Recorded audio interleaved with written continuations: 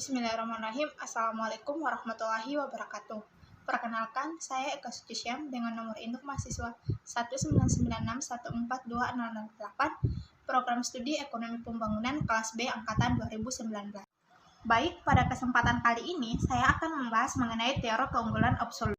Pada topik kali ini tuh kita akan membahas mengenai teori-teori perdagangan internasional, di mana terdapat dua yang mencakup pada teori kali ini. Yang pertama itu teori merkantilisme, di mana tokoh-tokohnya adalah John Bustill, John Budin, dan Thomas Moon.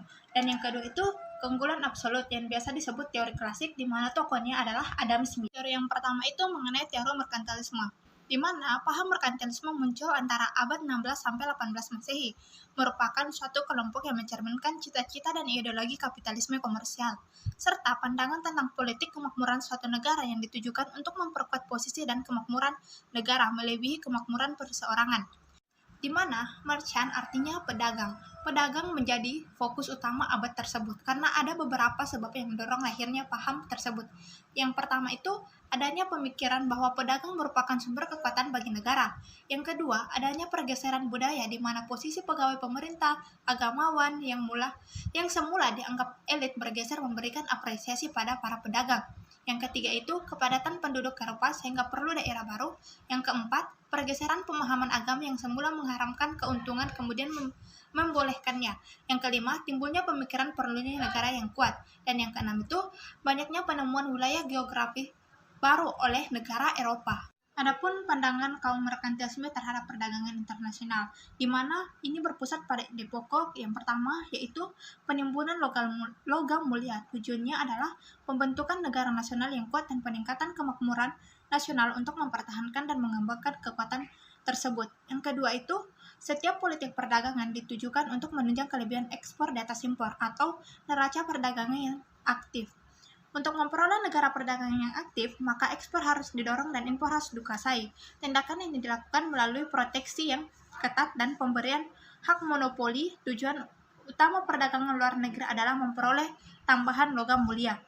Adapun kesimpulan dari teori merkantilisme ini bahwa perdagangan internasional itu dilakukan dengan cara mendorong ekspor secara maksimal dan membatasi impor secara ketat agar tercapai surplus ekspor, karena surplus ekspor berarti surplus emas.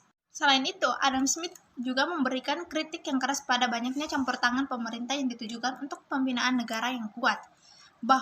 Lebih lanjut, Adam Smith menyatakan bahwa kemakmuran dan kekayaan negara hanya dapat diperoleh dengan menjelaskan prinsip laissez-faire di dalam negeri dan perdagangan bebas dengan negara-negara lain. Adapun teori-teori klasik disusun berdasarkan anggapan atau asumsi sebagai berikut.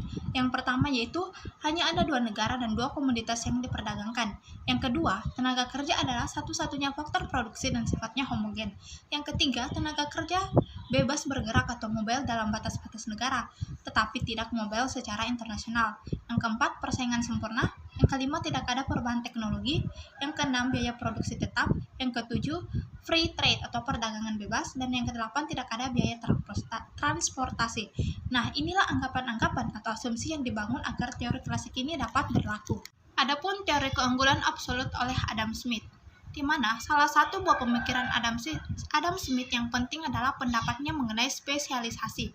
Konsep spesialisasi dalam perekonomian dunia mengarah pada spesialisasi di masing-masing negara harus memproduksi barang dan jasa di mana negara tersebut memiliki keunggulan absolut atau absolute advantage. Keunggulan absolut adalah keunggulan yang diperoleh suatu negara lain dalam memproduksi suatu komoditi dengan menggunakan lebih sedikit sumber daya atau efisien dibandingkan dengan negara lain untuk memproduksi komoditi yang sama. Dengan efisien, maka dengan sumber daya yang sama atau tenaga kerja dalam menghasilkan jumlah barang yang lebih banyak.